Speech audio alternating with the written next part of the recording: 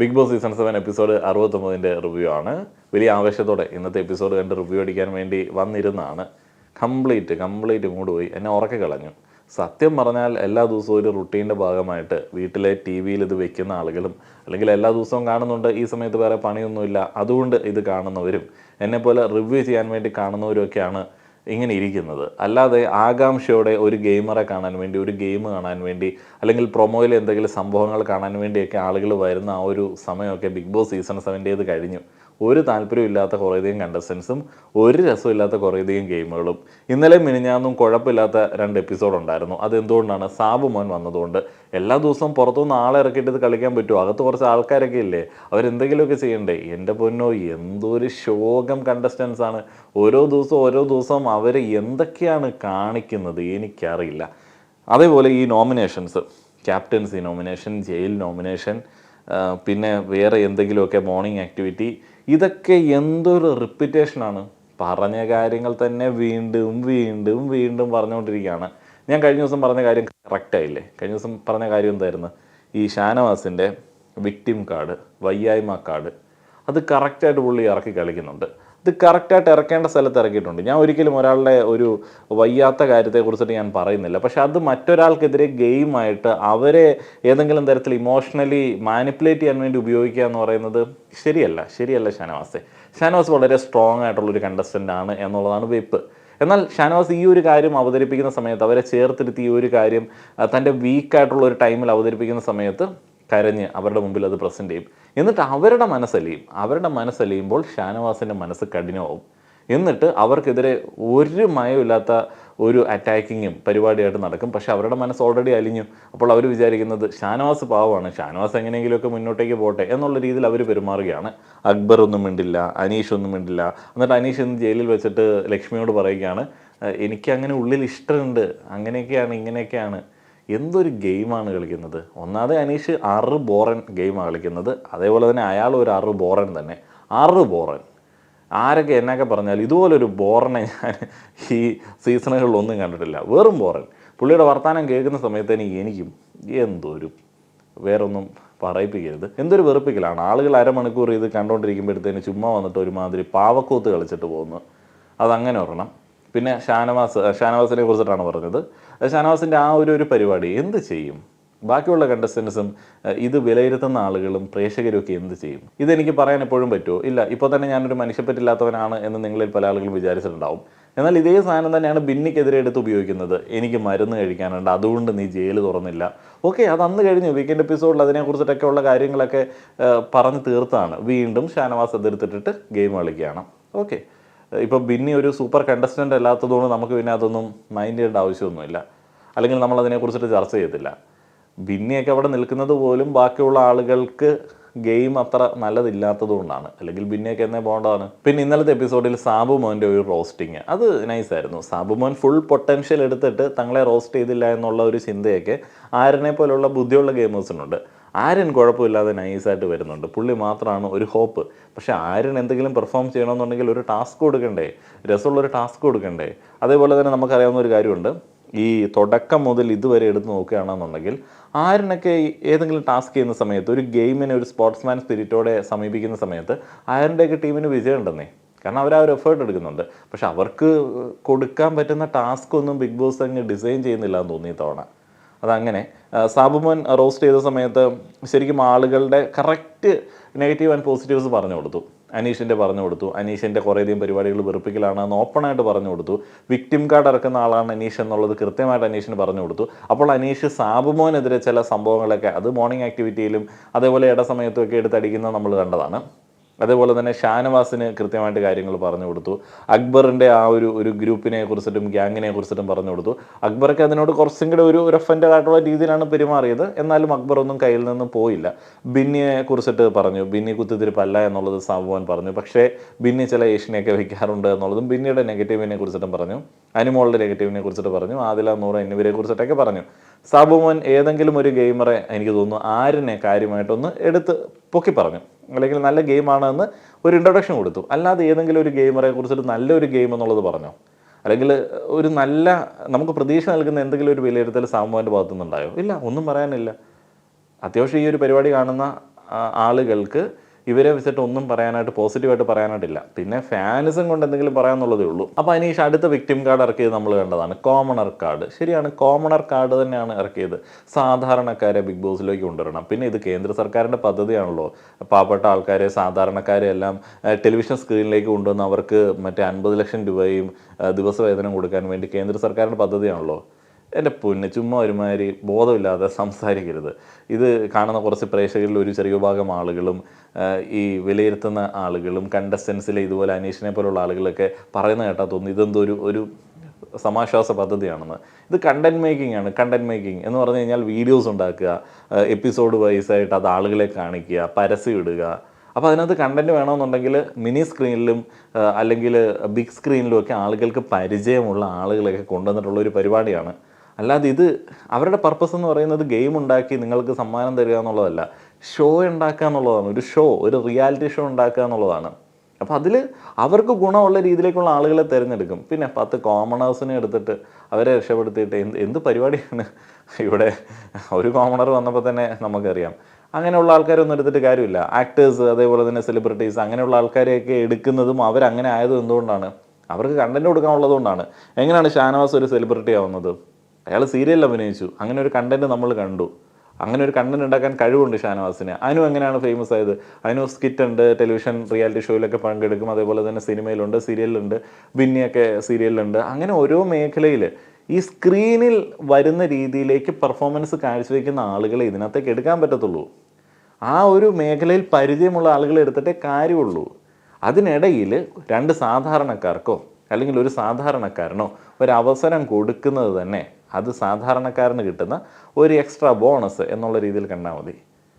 സാധാരണക്കാരന് സ്ക്രീനിൽ വരാനായിട്ട് ആഗ്രഹമുണ്ട് എന്നുണ്ടെങ്കിൽ അതിന് എന്തൊക്കെ മാർഗ്ഗങ്ങളുണ്ട്, അതിനുവേണ്ടി ട്രൈ ചെയ്യണം. മിനിമം ഒരു ഫോണിൽ റീൽ പോലും ചെയ്തിട്ടില്ലാത്ത ഒരാൾ ബിഗ് ബോസിലേക്ക് വരണം, സാധാരണക്കാർ വരണം, ഫോൺ ഉപയോഗിച്ചിട്ടില്ലാത്ത ആൾ വരണം. അതൊക്കെ ഇത് ഏതൊരു ചിന്ത വെച്ചിട്ടാണ് ചിന്തിക്കുന്നത്. കോമണർ വന്നിട്ട് കളിക്കണ ഒരു കളി, കോമണർ വന്നിട്ട് കളിക്കണം എന്നുണ്ടെങ്കിൽ ടി വി കളിക്കേണ്ട, വേറെ എന്തെങ്കിലും വല്ല പാടത്തോ വരമ്പത്തോ ഒക്കെ കളിച്ചാൽ പോരെ. ടി വിയിൽ കളിക്കുന്ന സമയത്ത് ടി വിയുമായിട്ടും സ്ക്രീനുമായിട്ടും ഒക്കെ ആളുകൾക്ക് സുപരിചിതരായിട്ടുള്ള ആളുകൾ വരണം. ഇതൊക്കെ ഒരു ബേസിക് കോമൺ സെൻസ് അല്ലേ? അതും പറഞ്ഞിട്ട് ഒരു കാർഡ് അവിടെ ഇറക്കിയിട്ടേക്കുന്നത് വല്ല കാര്യമുണ്ട്? അതും സപ്പോർട്ട് ചെയ്ത് അതും തലയിൽ ചുമന്നുകൊണ്ട് കുറേയധികം ആളുകൾ കിട്ടും, നോക്കിയിരുന്നു. അടുത്തവണ മറ്റേ പുതിയ പ്രധാനമന്ത്രി ബിഗ് ബോസ് യോജന എന്ന് പറഞ്ഞിട്ടുള്ള പരിപാടി വരുന്നുണ്ട്. അപ്പോൾ കുറേ എല്ലാവരും കൂടെ അപേക്ഷിക്കുക, ഓരോരോ വീട്ടിത്തരങ്ങളും പറഞ്ഞ് അതിലൊരു ചർച്ച മെയിൻറ്റെയിൻ ചെയ്തുകൊണ്ട് നടക്കുന്ന കുറേയധികം ആളുകൾ. അതേപോലെ തന്നെ അനീഷ് പറഞ്ഞ ഒരു കാര്യം, സാമൂഹിന് എടുത്തു പറഞ്ഞ ഒരു കാര്യമുണ്ട്, ഡിസ്ക്രിമിനേഷൻ. ശരിയാണ്, ഈ ആക്ടിങ് ഫീൽഡിലുള്ള ആളുകൾ കൂടുതലായിട്ട് വരുന്നു. അതുകൊണ്ട് അവർ ആക്ട് ചെയ്തിട്ടാണ് നിൽക്കുന്നത്. ഏറ്റവും കൂടുതൽ ആക്ട് ചെയ്ത് ആർട്ടിഫിഷ്യലായിട്ട് നിൽക്കുന്ന ആളാണ് അത് പറയുന്നത് അനീഷ്. ഏറ്റവും കൂടുതൽ ആക്ട് ചെയ്യുന്ന ആൾ അനീഷല്ലേ. ഈ പറയുന്ന സെലിബ്രിറ്റീസ്, ആക്ടേഴ്സ് എങ്ങനെയാണ് ഉണ്ടായി വരുന്നത്? അവരുടെ കഴിവ് കൊണ്ട് അവർ ആ ഒരു ജോലി ചെയ്യുന്നു എന്നുള്ളതാണ്. ആക്ടിങ് എല്ലാ ആളുകൾക്കും പറ്റും. നമ്മളൊക്കെ വീട്ടിൽ നമ്മളുടെ അച്ഛൻ്റെ അമ്മയുടെ അടുത്തും പങ്കാളികളുടെ ഒക്കെ അടുത്തും കള്ളം പറഞ്ഞിട്ടൊക്കെ ആക്ട് ചെയ്യാറില്ല. എല്ലാ ആൾക്കാർക്കും ആക്ടിങ് ഒക്കെ അറിയാം. അത് പ്രൊഫഷണലി ചെയ്യാൻ പറ്റുന്ന കുറച്ച് ആളുകളൊക്കെ ഉണ്ട്. ഇതൊരു റിയാലിറ്റി ഷോ ആണ്. ഫുൾ ടൈം അവർ വന്നിട്ട് ആക്ട് ചെയ്ത് നിൽക്കുകയാണെന്നുണ്ടെങ്കിൽ അവരുടെ കഴിവ്, അത് അവരുടെ സ്ട്രാറ്റജി ആയിട്ട് കണക്കാക്കണം. അവരെല്ലാം ആക്ട് ചെയ്യുന്നതുകൊണ്ട് എനിക്ക് ഗെയിം കളിക്കാൻ പറ്റത്തില്ല എന്നൊക്കെ പറഞ്ഞിട്ടുള്ള അടുത്ത വിക്ടിം കാർഡ്. ഈ പരിപാടി എന്നൊക്കെ പറയുമ്പോൾ ഇതൊക്കെ കണ്ടിട്ടല്ലേ ഇങ്ങടേക്ക് വന്നേക്കുന്നത്. അതേപോലെ തന്നെ കുക്ക് ചെയ്യാൻ അറിയത്തില്ല. ബിഗ് ബോസ് അരച്ച് കലക്കി പഠിച്ചിട്ട് വന്ന ആളല്ലേ. കുക്ക് ചെയ്യാൻ 2 മുട്ട പൊരിക്കാനെങ്കിലും പഠിച്ചിട്ട് വന്നുകൂടായിരുന്നോ? അതൊന്നും പഠിച്ചില്ലേ? അങ്ങനെയുള്ള കുറേയധികം കാർഡുകൾ. എനിക്ക് ഫുഡ് ഉണ്ടാക്കാൻ അറിയില്ല, ഞങ്ങൾ ആക്ടേഴ്സ് അല്ല, ഞങ്ങൾ സാധാരണക്കാരാണ്, കൃഷിക്കാരാണ്. എന്തുവാണിത്? എനിക്കറിയില്ല. അപ്പോൾ നെവിനൊക്കെ പറഞ്ഞ കാര്യം കറക്റ്റാണ്. നെവിനൊക്കെ അല്ലേ സാധാരണക്കാർ? സത്യമായിട്ടും നെവിനെ ഒന്നും എനിക്കറിയത്തില്ലായിരുന്നു കേട്ടോ. ബിഗ് ബോസ് വന്നതിന് ശേഷമാണ് ഞാൻ പുള്ളിയെ കാണുന്നത്. അതിന് ശേഷമാണ് പുള്ളിയുടെ പ്രൊഫൈലൊക്കെ ഞാൻ എടുത്ത് നോക്കിയത്. ആ ഒരു പയ്യനൊക്കെ എന്തോരം കഷ്ടപ്പെട്ടു അയാളെ നാട്ടുകാരുടെ അടുത്തേക്ക് എത്തിക്കാൻ വേണ്ടി. ബിഗ് ബോസിലേക്ക് വരുന്നതിന് തൊട്ട് കുറച്ച് മാസങ്ങൾ അദ്ദേഹം കാര്യമായിട്ട് തന്നെ ഈ മറ്റേ മഞ്ഞക്കുയിൽ, നീലക്കുയിൽ പോലുള്ള പരിപാടികൾ മോഡലിൽ പുള്ളിയെ കുറിച്ചിട്ട് ഇങ്ങനെ വീഡിയോസൊക്കെ അപ്ലോഡ് ചെയ്യുകയുണ്ടായി. ബിഗ് ബോസിലൊക്കെയുള്ള ചില ആളുകളുടെ കൂടെ നിന്ന് വീഡിയോസ് അപ്ലോഡ് ചെയ്തു. അതൊക്കെ റീസെൻ്റായിട്ട് ചെയ്ത ആക്ടിവിറ്റീസാണ്. ലക്ഷ്മി എന്നാ കോമണറല്ലേ? ലക്ഷ്മി കോമണറാണ്. ലക്ഷ്മി ബിഗ് ബോസിലേക്ക് വന്നതിന് ശേഷമാണ് നമ്മളറിയുന്നത് ലക്ഷ്മി ഒരു സിനിമയിൽ അഭിനയിച്ചിട്ടുണ്ട്. ആ ഒരു സിനിമ ഇറങ്ങിയത് ബിഗ് ബോസിൽ ഉണ്ടായിരുന്ന സമയത്താണ്. എന്നാൽ ഇറങ്ങിയ പിറ്റേ ദിവസം ആ ഒരു സിനിമ പെട്ടിയിലുമായി. അപ്പോൾ അതുകൊണ്ട് ലക്ഷ്മി അല്ലേ പിന്നെ ഉള്ളൊരു കോമണർ. അനീഷിനെ പണ്ട് തൊട്ടറിയാം. അനീഷ് ഏഷ്യാനെറ്റിൻ്റെ റിയാലിറ്റി ഷോയിൽ പങ്കെടുത്തിട്ടുണ്ട്, പുസ്തകം പബ്ലിഷ് ചെയ്തിട്ടുണ്ട്. അപ്പോൾ ഒരു എഴുത്തുകാരനാണ്, പ്രൊഫൈലൊക്കെ ഉണ്ട്. പിന്നെ എന്തിനാണ് ഈ കാർഡർക്ക് കളിക്കുന്നത്? ഒരുമാതിരി കളികൾ. ഇനി എപ്പിസോഡിലെ പ്രധാനപ്പെട്ട കാര്യങ്ങളിലേക്ക് വന്നു കഴിഞ്ഞാൽ, ഫാൻസ് ഓൺ കോൺടെസ്റ്റിൽ പണി കിട്ടിയത് നെവിനാണ്. രാവിലെ മുതൽ വൈകിട്ട് വരെ പാത്രങ്ങൾ കഴുകണം, വെസൽ കഴുകണം എന്നുള്ളതായിരുന്നു ഫാൻസ്, നെവിൻ്റെ ഫാൻസും അല്ലെങ്കിൽ ബിഗ് ബോസ് കാണുന്ന ഫാൻസും നെവിന് കൊടുത്തിട്ടുള്ള പണി. നെവിൻ രാവിലെ തൊട്ട് തന്നെ സന്തോഷത്തോടെ ആ ഒരു പണി ചെയ്യാൻ വേണ്ടി ശ്രമിക്കുകയാണ്. എന്നാൽ ദേഷ്യം അടക്കാൻ പറ്റുന്നില്ല. ബ്രീത്തിങ് എക്സസൈസ്, മെഡിറ്റേഷനൊക്കെ ട്രൈ ചെയ്തിട്ടാണ് പുള്ളിക്കാരൻ ആ ഒരു പരിപാടികളൊക്കെ തീർക്കുന്നത്. വൈകിട്ട് ആ ഒരു പരിപാടി അങ്ങോട്ട് തീർക്കുന്ന സമയത്ത് പുള്ളി കാണിച്ചൊരു ആശ്വാസ പ്രകടനമുണ്ട്. അത് വളരെ രസകരമായിരുന്നു. അതിനുശേഷമാണ് പിന്നെ അടുത്ത സ്ട്രെസ്സ്. പാത്രം മൊത്തം കഴുകി തീർന്നില്ല. പിന്നീട് ആരാണ് ചെയ്യേണ്ടത്? വെസൽ ടീമിലുള്ള ആളുകൾ ചെയ്യണം. അനീഷിനെയും അക്ബറിനെയും പുള്ളി പോയി വിളിക്കുന്നു. അക്ബർ വളരെ സമാധാനത്തിൽ നെവിനോട് കാര്യങ്ങൾ പറയുന്നു. അനീഷ് ചെയ്യാൻ പറ്റില്ല, കാരണം ഇത് ലാഗ് അടുപ്പിച്ചതുകൊണ്ടാണ് പാത്രങ്ങൾ മിച്ചം വന്നത്. ലാഗ് അടുപ്പിച്ചിട്ടുണ്ട് എന്നുണ്ടെങ്കിൽ ഒരു ടാസ്ക് കിട്ടി, ആ ഒരു ടാസ്കിൽ ലാഗ് അടുപ്പിച്ചിട്ടുണ്ട് എന്നുണ്ടെങ്കിൽ അത് നെവിൻ്റെ ഗെയിം. അതങ്ങനെ നോക്കി കാണുക. വെസൽ പണി തീർന്നില്ല എന്നുണ്ടെങ്കിൽ അത് വെസൽ ടീമിൻ്റെ ഉത്തരവാദിത്വം, ഡ്യൂട്ടിയിലുള്ള അലംഭാവം എന്ന് തന്നെ പറയേണ്ടി വരും. അയാൾ ലാഗ് അടുപ്പിക്കാതെ ചെയ്യുന്നുണ്ടോ എന്നുള്ളത് അവിടെ പോയി നോക്കി നിൽക്കായിരുന്നല്ലോ. വേറെ എന്തൊക്കെ കാര്യങ്ങളിൽ നോക്കി നിൽക്കുന്നുണ്ട്. പിന്നെ അനീഷിന് നെവിനോട് ഒരു പ്രേമം കഴിഞ്ഞ കുറച്ച് ദിവസങ്ങളായിട്ട് തോന്നിയിട്ടുണ്ട്. കാരണം എല്ലാ ആൾക്കാരും നെവിനെ ഇങ്ങനെ പൊക്കി അടിക്കുകയാണല്ലോ. അപ്പോൾ ഈ നെവിൻ്റെ കൂടെ ക്യാമറ സഞ്ചരിക്കുന്നത് അനീഷിന് അലോസരം ഉണ്ടാക്കുന്ന സംഗതിയാണ്. അതുകൊണ്ട് നെവിൻ്റെ പുറകെ അനീഷ് നടക്കുന്നതും നമ്മൾ ഈ ദിവസങ്ങളിൽ ശ്രദ്ധിച്ചതാണ്. മോർണിംഗ് ആക്ടിവിറ്റിയെ കുറിച്ചിട്ട് പറയാം. മോർണിംഗ് ആക്ടിവിറ്റി മനസ്സിൽ തങ്ങി നിൽക്കാൻ സാധ്യതയുള്ളൊരു കണ്ടസ്റ്റൻറ്റ്, എല്ലാവരും മറന്നു പോകാൻ സാധ്യതയുള്ളൊരു കണ്ടസ്റ്റൻറ്റ്. ഓരോ കണ്ടസ്റ്റൻസും അവരുടെ അഭിപ്രായം പറയുകയാണ്. ഷാനവാസ് അനീഷിനെയാണ് പറയുന്നത്. ലക്ഷ്മിയാണ് മറന്നു പോകാൻ സാധ്യതയുള്ള കണ്ടസ്റ്റൻ്റായിട്ട് പറയുന്നത്. അനീഷിനെ ഓർത്തിരിക്കാൻ ഉള്ള കാരണങ്ങളായിട്ട് ഷാനവാസ് പറയുന്നത് സുപ്രഭാതം ഓർത്തിരിക്കും. അതേപോലെ തന്നെ ഇവിടെ ഓരോരോ വിഷയങ്ങൾ ഉണ്ടാക്കുന്നു, ഫേക്ക് കളിക്കുന്നു, അങ്ങനെയുള്ള വളരെ മോശമായിട്ടുള്ള ചില ആരോപണങ്ങളൊക്കെ തന്നെയാണ്. ലക്ഷ്മിയെ കുറിച്ചിട്ടും അങ്ങനെയുള്ള കാര്യങ്ങളൊക്കെയാണ് പറയുന്നത്. അക്ബർ നെവിനെ കുറിച്ചിട്ട് പറയുന്നു, ലക്ഷ്മിയെ കുറിച്ചിട്ട് പറയുന്നു. നെവിനെ കുറിച്ചിട്ട് എല്ലാ ആളുകളും ഇതിൽ പോസിറ്റീവായിട്ടാണ് സംസാരിക്കുന്നത്. നെവിനെ കുറിച്ചിട്ട് മാത്രമാണ് പോസിറ്റീവായിട്ട് സംസാരിക്കുന്നത്. നെവിൻ അനുമോളെ പറയുന്നു, നൂറെ പറയുന്നു. അപ്പോൾ അനുമോൾ ഇങ്ങനെ പ്രശ്നങ്ങൾ ഉണ്ടാക്കുന്നു. നെവിൻ്റെ ഒരു പ്രസൻറ്റേഷൻ അറിയാമല്ലോ, നെവിൻ്റെ പുറകെ നടക്കുന്നു എന്നുള്ള രീതിയിൽ നൂറ മൊത്തത്തിൽ അറിയാമല്ലോ, നെഗറ്റീവായിട്ടാണ് ആളുകൾ പറയുന്നത്. സൈഡായിട്ട് നിഴലായിട്ട് പോകുന്നൊരു കണ്ടസ്റ്റൻറ്റ്. അനീഷ് ആദിലെ പറയുന്നു, നൂറയെ പറയുന്നു. അപ്പോൾ മറ്റേ കാൽപ്പനിക ഗുണവധികാരം മറ്റേ രീതിയിലാണുള്ള പ്രസൻറ്റേഷൻ. ചരിത്രത്തിലേക്ക് നടന്നെടുക്കുന്ന 2 പെൺകുട്ടികളാണെന്നുള്ള രീതിയിലേക്കാണ് പറയുന്നത്. നടന്ന് കയറി എന്നുള്ള രീതിയിൽ പറയുന്നു. ഇമ്പാക്റ്റ് ഉണ്ടാക്കിയവർ, ബിന്നി ഒരു ഇമ്പാക്റ്റ് ഉണ്ടാക്കിയില്ല. ബിന്നി എന്ത് ഇമ്പാക്റ്റ് ഉണ്ടാക്കാനായിട്ടാണ്? ശരിക്കും ഗെയിമിൽ ആദില നൂറ ഇമ്പാക്റ്റ് ഉണ്ടാക്കിയതെന്ന് ചോദിച്ചു കഴിഞ്ഞാൽ, ഞാൻ പറഞ്ഞല്ലോ, ഇത് ശരിക്കും പറഞ്ഞാൽ അൺഫെയർ ആയിട്ടുള്ളൊരു പരിപാടിയാണ്. അവർ അവരുടെ സെക്ഷുവാലിറ്റി അല്ലെങ്കിൽ സെക്ഷൽ ഓറിയൻറ്റേഷൻ, ജെൻഡറൊക്കെ വെച്ചിട്ടുള്ള ചർച്ചകളിൽ നിറഞ്ഞു നിന്ന ആളുകളാണ്. അതിലൂടെ അവർ ബിഗ് ബോസ് ഹൗസിലും ചർച്ചയായി മാറി. ബിന്നിയെ പോലുള്ള ഒരാൾ, ഇപ്പം നമ്മളെപ്പോലെയൊക്കെ ഉള്ള ഒരു ആൾ, പ്രത്യേകിച്ച് ഏതെങ്കിലും ഒരു തരത്തിൽ വിവാദങ്ങളിൽ പെടാനായിട്ട് പോലും സാധ്യതയില്ലാത്ത ഒരാൾ ഗെയിം കളിച്ച് തന്നെ മുന്നേറേണ്ടി വരും. അപ്പോൾ ശരിക്കും പറഞ്ഞാൽ ഒരു അൺഫെയർ പരിപാടിയാണ്. ഈ വിവാദങ്ങളിൽ പെട്ട് കിടക്കുന്ന ആളുകൾ വന്നു കഴിഞ്ഞാൽ, ഇപ്പോൾ രേണു സുധി ഗെയിമൊന്നും കളിച്ചില്ലെങ്കിലും എപ്പോഴും ഇങ്ങനെ നിറഞ്ഞു നിൽക്കുകയായിരുന്നു. അപ്പോൾ അങ്ങനെയുള്ള ആളുകൾ വന്നാൽ ബാക്കിയുള്ള കണ്ടസ്റ്റൻസിന് വലിയ കഷ്ടമാണ്. അപ്പോൾ അവരെ കമ്പയർ ചെയ്ത് നോക്കി. ആദില, നൂറ, ബിന്നിക്കില്ല, ഗെയിമില്ല. പക്ഷേ ബിന്നി കാര്യമായിട്ട് എന്തൊക്കെയോ ചെയ്യാനായിട്ട് ശ്രമിക്കുന്നുണ്ട് കേട്ടോ. ആദില, നൂറയ്ക്ക് എന്തൊക്കെ പ്രിവിലേജ് ഉണ്ട്? അവരൊന്നാതെ 2 പേരുണ്ട്. അവരൊന്നല്ല, 2 പേരുണ്ട്. 2 ഗെയിമേഴ്സാണ്. ഒരിക്കലും ചതിക്കാത്ത 2 പേരെന്ന് പറയുന്നത് ബിഗ് ബോസ് ഹൗസിൽ വലിയ പ്രിവിലേജാണ്. പിന്നെ അവരുടെ കൂടെ ഒരു സംഘം മെയിനായിട്ട് ഉണ്ട് താനും. ലക്ഷ്മി നെവിനെ പറയുന്നു, പിന്നെ നൂറെ പറയുന്നു. നെവിൻ ഞാൻ പറഞ്ഞല്ലോ, ഓർത്തിരിക്കാൻ സാധ്യതയുള്ളൊരു കണ്ടസ്റ്റൻറ്റ്, ഇടം നേടുന്നൊരു കണ്ടസ്റ്റൻറ്റ്. നൂറ പ്രിറ്റി ഫേസ് മാത്രമേ ഉള്ളൂ, നിഴലായി പോകുന്നൊരു കണ്ടസ്റ്റൻ്റാണ് എന്ന് ലക്ഷ്മി പറയുന്നു, മറന്നുപോകും. ആദില അനുവിനെ പറയുന്നു, എല്ലാവരും ഓർത്തിരിക്കുന്ന കണ്ടസ്റ്റൻറ്റ്. പ്രശ്നം ഉണ്ടാക്കാൻ വേണ്ടി വരെ പ്രശ്നം ഉണ്ടാക്കുന്ന ഒരാളാണ് അനു എന്നൊക്കെ ഇങ്ങനെ ചുമ്മാ, എടി ഞാൻ നിനക്കെതിരെ പറയും കേട്ടോ, മൈൻഡ് ചെയ്യണ്ട, അത് കുഴപ്പമില്ല എടി, നീ അങ്ങനെ കളിച്ചോടി എന്നൊക്കെ ഉള്ളൊരു ഡീലിങ്ങിലാണ് ഇവരുടെ പരിപാടി. പിന്നെ എല്ലാവരും മറന്നു പോകാൻ സാധ്യതയുള്ളൊരു കണ്ടസ്റ്റൻ്റായിട്ട് ലക്ഷ്മിയെ പറയുന്നു. ആളുകൾ ഇങ്ങനെ വേസ്റ്റ് തട്ടി കളയുന്നത് പോലെ, കറിവേപ്പില കറിയിൽ നിന്ന് എടുത്ത് കളയുന്നത് പോലെയൊക്കെ കളയുന്ന കണ്ടസ്റ്റൻ്റാണ് എന്നൊക്കെ പറയുന്നു. എന്തിനിത്ര ഹെയ്റ്റ്? പിന്നെ ലക്ഷ്മിയുടെ ഒരു കളിയും അങ്ങനെയൊക്കെ തന്നെയാണ് കേട്ടോ. നൂറ സാബുമോനെ പറയുന്നു, എല്ലാവരും ഓർത്തിരിക്കും, നല്ല ശരിയാണ്, കാര്യങ്ങളാണ്. ലക്ഷ്മിയെ പറയുന്നു, ലക്ഷ്മി എല്ലാവരും മറന്നു പോകുന്നൊരു കണ്ടസ്റ്റൻ്റാണ്, ഇമ്പാക്റ്റ് ഇല്ല, ഇപ്പോഴും ഒന്നുമില്ല എന്നാണ് പറയുന്നത്. ബിന്നി നെവിനെ പറയുന്നു, അതേപോലെ തന്നെ ആദില എല്ലാവരും മറന്നു പോകുന്നൊരു കണ്ടസ്റ്റൻ്റാണ് എന്ന് പറയുന്നു. ആര്യൻ നെവിനെ എല്ലാ ആളുകളും ഓർത്തിരിക്കുന്ന ഒരു കണ്ടസ്റ്റൻ്റായിട്ട് പറയുന്നു. സാബുമോനെ എല്ലാവരും മറന്നു പോകാൻ സാധ്യതയുള്ളൊരു കണ്ടസ്റ്റൻ്റായിട്ട് പറയുന്നു. സാബുമോൻ ആര്യനെ പറയുന്നു, ആര്യൻ ഫുൾ ഓൺ ആണ്, ഫുൾ ടൈം ആക്റ്റീവാണ്, ഗെയിമിലൊക്കെ വളരെയധികം എന്താ പറയുന്നത്, ഇറങ്ങി കളിക്കുന്ന ഒരാളാണ് എന്ന് പറയുന്നു. ബിന്നി എല്ലാവരും മറന്നു പോകാൻ സാധ്യതയുള്ളൊരു കണ്ടസ്റ്റൻ്റാണ്, ഒരു ഇമ്പാക്റ്റും ഇല്ല.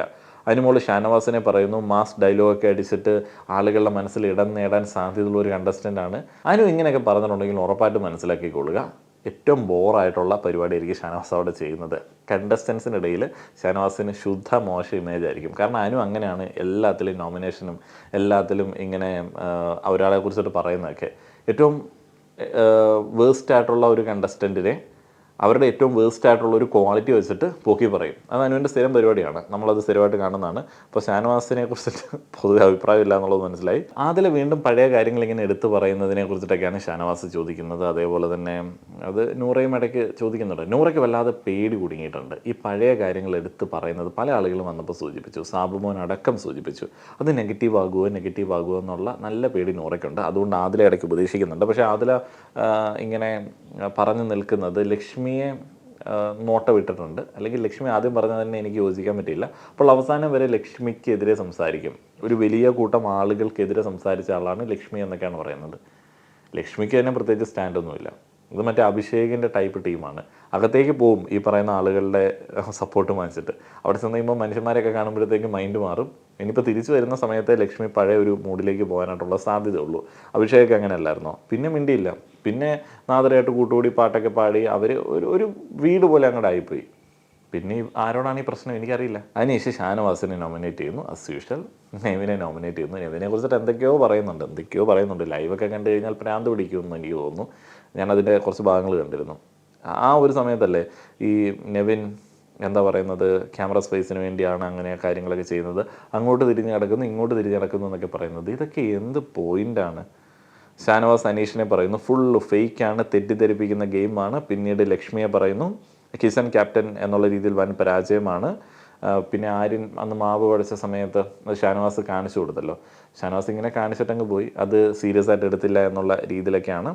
ലക്ഷ്മി ഒരു അടി കണ്ടില്ല എങ്കിൽ കൂടെ, മറ്റേ ആദിലയുമായിട്ടുള്ള ആ ഒരു അടി കണ്ടില്ല എങ്കിൽ കൂടെ അതിനിടയിലേക്ക് വന്ന് മുതലെടുപ്പ് നടത്തി.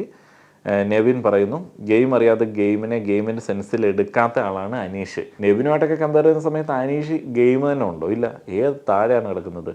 ശരിക്കും പറഞ്ഞാൽ ഒട്ടും ഡിസേർവിങ് ആയിട്ടുള്ള ആളുകളല്ല ഈ ടോപ്പ് 3യിലേക്കും ടോപ്പ് 5യിലേക്കുള്ള ആളുകളുടെ പ്രഡിക്ഷൻസ്. എന്ന സമയത്ത് എന്തൊക്കെയോ വ്യത്യസ്തത തോന്നിയതുകൊണ്ട് അനീഷിനെയൊക്കെ താങ്ങിക്കൊണ്ട് ആളുകൾ നടക്കുകയാണ്. മൈക്ക് മാറ്റി സംസാരിക്കുന്നു, സ്വകാര്യം പറയുന്നു എന്നീ ആരോപണങ്ങൾ അനുമോൾക്കെതിരെ നെവിൻ പറഞ്ഞു. ലക്ഷ്മി എല്ലാവരും പോകാൻ വേണ്ടി കാത്തിരുന്ന് വന്നിട്ട് നിലത്തിരുന്നിട്ട് സംസാരിക്കുകയാണ്. ഒരുമാതിരി ഷോ. ഇതിൻ്റെ ഇടയ്ക്കൊക്കെ അനീഷൊക്കെ ഇറക്കുന്ന ഷോ വെച്ച് നോക്കുമ്പോൾ ലക്ഷ്മിയുടെ ഷോയും നമുക്ക് അംഗീകരിക്കേണ്ടി വരും. ആതിരയെ പറയുന്നു പ്രാവർത്തികമാക്കാൻ പറ്റാത്ത കുറേയധികം പ്ലാനുകളുണ്ട്, അതേപോലെ തന്നെ കൺസിസ്റ്റൻ്റ് ആയിട്ട് ഒരു കാര്യത്തിൽ ഫോക്കസ് ചെയ്യാൻ പറ്റത്തില്ല, രാവിലെ നേരത്തെ എഴുന്നേൽക്കാനായിട്ടൊക്കെ ശ്രമിച്ചു, എന്നാൽ അനീഷ് അത് ചോദ്യം ചെയ്തു. അപ്പോഴത്തേക്ക് ഷാനവാസ് ഹൗസിലെ ബോഡി ഗാർഡ് അങ്ങടേക്ക് വന്നു. പിന്നെ അക്ബർ കുത്തിത്തിരിപ്പാണ്, ബിന്നി ഒരു കരുവാക്കുന്നു. അതേപോലെ തന്നെ ബിന്നിയെ ഈ കുത്തിത്തിരിപ്പെന്ന് പറഞ്ഞിട്ടുള്ളൊരു ടാഗ് ഇട്ട് കൊടുത്തത് പാട്ടൊക്കെ പാടി അങ്ങനെയൊക്കെയാണ്. ഷാനവാസ് അക്ബറിൻ്റെ അത്ര ക്രൂക്ഡല്ല, വിഷമില്ല, വിവരക്കേട് ഉണ്ടെന്നേ ഉള്ളൂ എന്നൊക്കെ പറയുന്നു. അക്ബറിനെ ലക്ഷ്മി ഒരു വിഷമൊക്കെ ആയിട്ടാണ് ചിത്രീകരിക്കുന്നത്. ബിന്നി അനീഷിനെ പറയുന്നു പഠിച്ചു വന്ന് കളിക്കുന്നു, ഫുള്ള് ക്യാമറ സ്പേസിന് വേണ്ടിയുള്ള കളികളാണ്. ഷാനവാസിനെ പറയുന്നു ഹൈപ്പറായി, ആരൻ്റെ അടുത്ത് കഴിഞ്ഞ ദിവസം ഇങ്ങനെ ഉന്തുതള്ളൊക്കെ ഉണ്ടാക്കിയായിരുന്നല്ലോ, അത് ബിന്നി പറയുന്നു. ശരിക്കും പറഞ്ഞാൽ ജയിൽ നോമിനേഷനിലേക്ക് എത്രയോ നല്ല നല്ല പ്രശ്നങ്ങളുണ്ട്. ഇവർ എന്തൊക്കെയാണ് പറഞ്ഞുകൊണ്ടിരിക്കുന്നത്? കഴിഞ്ഞ ആഴ്ചത്തെ കാര്യങ്ങളൊക്കെ പറഞ്ഞുകൊണ്ടിരിക്കുന്നത് ഈയനാണോ, അല്ലെങ്കിൽ തൊട്ട് തലേ നിമിഷം ആരാണോ തങ്ങളോട് പിണങ്ങിയത് അവരുടെ പേര് പറയുന്നു. അനു അക്ബറിനെ പറയുന്നു, അക്ബറിൻ്റെ പാട്ട് മാത്രമേ ഉള്ളൂ, വേറെ ഒന്നുമില്ല. ലക്ഷ്മിയെ പറയുന്നു കാണാത്ത കാര്യത്തിലൊക്കെ ഇടപെട്ടിട്ട് അഭിപ്രായങ്ങളൊക്കെ പറയുന്നു. മറ്റേ ഷാനവാസ് ബിന്നി അവരുടെ ഇഷ്യൂവിനെ കുറിച്ചിട്ടാണ്. നൂറ ലക്ഷ്മിയെ പറയുന്നു ബീപ്പിട്ട് പുറത്ത് വിടുന്ന ടൈപ്പിലുള്ള വർത്താനാണ് എൻ്റേത് എന്ന് ലക്ഷ്മി പറഞ്ഞു. ഞങ്ങൾ രണ്ടാളുകളുണ്ടല്ലോ, പിന്നെ എൻ്റെ പേര് മാത്രം എന്തിനു പറയുന്നു? ഇതിൻ്റെ കൂടെ ബിന്നിയെ പറയുന്നു ബിന്നി ടാസ്കിലൊക്കെ നന്നായി പെർഫോം ചെയ്തു, ക്യാപ്റ്റൻസിയൊക്കെ നന്നായിരുന്നു, പക്ഷേ ക്യാപ്റ്റൻസ് കഴിഞ്ഞപ്പോൾ ആകെ മൊത്തത്തിൽ ഡൗൺ ആയി. ആര്യൻ ലക്ഷ്മിയെ പറയുന്നു ഫുഡിൻ്റെ കാര്യത്തിൽ വലിയ വീഴ്ചകളുണ്ട് എന്നുള്ളത് പറയുന്നു. അനീഷിനെ പറയുന്നു അനീഷ് കുറച്ചെങ്കിലും കഴിഞ്ഞ തവണ ജയിലിൽ പോയതാണ്, കുറച്ചെങ്കിലും ഒരു മാറ്റം കൊണ്ടുവരിക. ചുമ്മാ ഒരു മാറ്റം ഇല്ലാതെ അനീഷ് അവിടെ അനീഷ് തന്നെ ആയിരിക്കും എന്നൊക്കെ പറഞ്ഞിട്ട് നിൽക്കുന്ന എന്തിനാണെന്ന് ചോദിച്ചു. അക്ബർ അനീഷിനെ പറയുന്നു കോമണർ കാർഡ് ഇറക്കിയ കാര്യം പറയുന്നുണ്ട്. ഡിസ്ക്രിമിനേഷൻ എന്ന് പറഞ്ഞാൽ ഈ സെലിബ്രിറ്റീസ് എന്തോ വേറെ മോശം ആൾക്കാരാണ്, കോമണേഴ്സ് വരണം എന്നൊക്കെയുള്ള ഒരു ഡിസ്ക്രിമിനേഷനെ കുറിച്ചിട്ടൊക്കെയാണ് പറയുന്നത്. ലക്ഷ്മിയെ പറയുന്നു സാബുമോൻ ലക്ഷ്മിയെ പറയുന്നു കിച്ചണിൽ ഒരു കുഴി മടിച്ചയാണ് ലക്ഷ്മി ഒരു കുഴി മടിച്ചയാണെന്ന് വിചാരിക്കുന്നു, പക്ഷെ പുറത്ത് കാണിക്കുന്നില്ല. ഷാനവാസിനെ പറയുന്നു സീക്രട്ട് ടാസ്ക്, ആ ഒരു ടാസ്ക് കുളവാക്കി. ഞങ്ങൾ ഷാനവാസിനോട് പറഞ്ഞ സമയത്ത് ഷാനവാസ് എല്ലാവരോടും പറഞ്ഞു ഷാനവാസിനെ ഇനി ആരും വിശ്വസിക്കത്തില്ല. അപ്പോൾ ഷാനവാസിൻ്റെ ഒരു മെഴുക്കൽ, നിങ്ങൾക്ക് അഭിനയിക്കാൻ അറിയില്ല, എന്നെ നിങ്ങൾക്ക് കൺവിൻസ് ചെയ്യാൻ പറ്റത്തില്ല. ഷാനവാസ് ഒന്നും കൺവിൻസ്ഡ് ആവാത്തത് അവരുടെ പ്രശ്നം കൊണ്ടല്ല, ഷാനവാസിന് മൊത്തത്തിൽ ആരും വിശ്വാസം ഇല്ലാത്തതുകൊണ്ടും ഷാനവാസിന് ഗെയിം അറിയാത്തതുകൊണ്ടാണ്. 5 വോട്ടുകളോടെ അനീഷ്, 7 വോട്ടുകളോടെ ലക്ഷ്മി. അങ്ങനെ അവർ രണ്ടുപേരും യാത്രയൊക്കെ പറഞ്ഞിട്ട് ജയിലിലേക്ക് പോവുകയാണ്. മറ്റ് ജയിൽ പുള്ളികളിൽ നിന്ന് വ്യത്യസ്തമായിട്ട് ഇവർ അങ്ങോട്ടും ഇങ്ങോട്ടും സംസാരിക്കുന്നുണ്ട്, വളരെ സന്തോഷകരമായിട്ട് സംസാരിക്കുന്നുണ്ട്, ഗെയിം അനലൈസ് ചെയ്യുന്നുണ്ട്. അപ്പോൾ ഇതിനു മുമ്പ് ഒരു പ്രശ്നം ആരംഭിച്ചിരുന്നു. ഈ അരി അളന്നിട്ടല്ല ലക്ഷ്മി ഇടുന്നത്, അതേപോലെ തന്നെ അരി പ്രോപ്പറായിട്ട് കഴുകുന്നുണ്ടെന്ന് എനിക്ക് തോന്നുന്നില്ല. ചുമ്മാ ഇങ്ങനെ അരിക്കകത്ത് കൈയിട്ട് ഇളക്കുന്നു. അരിയൊക്കെ ഇങ്ങനെ എടുത്ത് നമ്മൾ പിടിയിലിങ്ങനെ കഴുകണ്ടേ, നമ്മൾ കയ്യിലിങ്ങനെ മറ്റേ നമ്മുടെ എന്താ പറയുന്ന അരിയുടെ ആ ഒരു പോളിഷൊക്കെ ഇങ്ങനെ കയ്യെ പറ്റണം, അങ്ങനെ ഉരച്ചൊരച്ച് കഴുകണം അരി. അവിടെ അങ്ങനെ കഴുകുന്നൊന്നുമില്ല. അപ്പോഴത്തേന് അതേപോലെ ചാക്കിൽ നിന്ന് ഡയറക്റ്റ് കുടഞ്ഞിരുന്നു, നാഴി അളക്കണില്ല. ശരിക്കും പറഞ്ഞു കഴിഞ്ഞാൽ ഒത്തിരി ആളുകളൊക്കെ ഉണ്ടെന്നുണ്ടെങ്കിൽ അളന്ന് ഇടുന്നതാണ് നല്ലത്. അപ്പോൾ അത് അനുമോൾ പറയുന്നു. അനുമോൾ കിച്ചൻ്റെ മെയിൻ ആളാണല്ലോ. പക്ഷേ അരിവെപ്പ് കേസിലൊക്കെ ഇടപെടുന്നതുകൊണ്ടാണ് നമുക്ക് വെറുപ്പ് വരുന്നത്. കാരണം അരിവെപ്പ് കേസല്ലാതെ വേറെ ഒരു കേസിലും അനു ആക്റ്റീവായിട്ട് ഇടപെടാറില്ല. അരിവെപ്പ് അല്ലെങ്കിൽ അരി ചോറാക്കി അത് വീതം വെപ്പ്. പക്ഷേ അഹങ്കാരിയായിട്ടുള്ള ലക്ഷ്മി അംഗീകരിക്കാനായിട്ട് റെഡിയല്ല. ഏതായാലും ചോറ് മിച്ചം വന്നു, അത് പിന്നീട് നമ്മൾ കണ്ടതാണ്.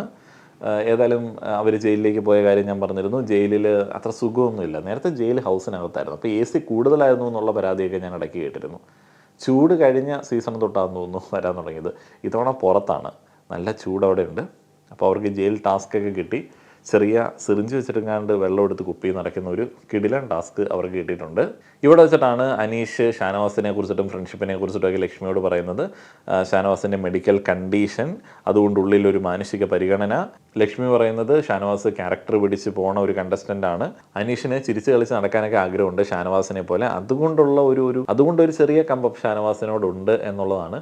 അനീഷിന് ചിരിച്ച് കളിച്ച് ഗ്രൂപ്പിൻ്റെ കൂടെയൊക്കെ ഇങ്ങനെ ആടിപ്പാടി നടക്കുന്ന ആളുകളെ കാണുമ്പോൾ ഇഷ്ടം തോന്നുന്നുണ്ട് എന്നുണ്ടെങ്കിൽ, അങ്ങനെ ആവാൻ തോന്നുന്നുണ്ടെങ്കിൽ അതും കയ്യിലിരുമ്പ് നന്നാകണം, സ്വാർത്ഥതയൊക്കെ മാറ്റി വയ്ക്കണം. ഇങ്ങനെ ആരും വിശ്വാസമില്ലാത്ത, ഒറ്റപ്പെടാൻ സ്വന്തമായിട്ട് ഇങ്ങനെ വിക്ടിം കാർഡ് ഇറക്കി നടക്കുന്ന ഒരാൾക്ക് എങ്ങനെയാണ് ഈ ചില്ലി നടക്കാൻ പറ്റുന്നത്? അല്ലെങ്കിൽ പിന്നെ ഷാനവാസിനെ പോലെ ഫേക്ക് കളിക്കണം, എല്ലാവരോടും കമ്പനിയാണെന്ന് ഉള്ള ഒരു പ്രതീതി ജനിപ്പിച്ചിട്ട് അവർക്കിട്ട് പിന്നിൽ നിന്ന് പണി കൊടുക്കുക.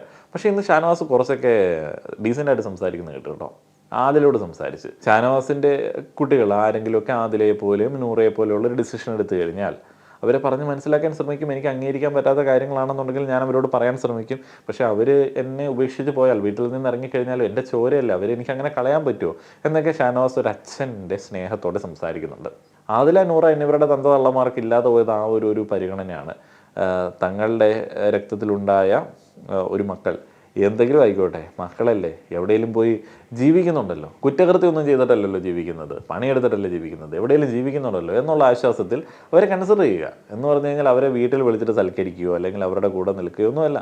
ഇവിടെ ഉണ്ട്, അച്ഛനും അമ്മയ്ക്കും ഇവിടെ ഉണ്ട് കേട്ടോ, ഇടയ്ക്കൊക്കെ നിങ്ങൾ വന്ന് ഞങ്ങളെ കണ്ടോ എന്ന് വേണമെങ്കിലും ഒന്ന് പറഞ്ഞു കഴിഞ്ഞാൽ കുഴപ്പമൊന്നുമില്ല.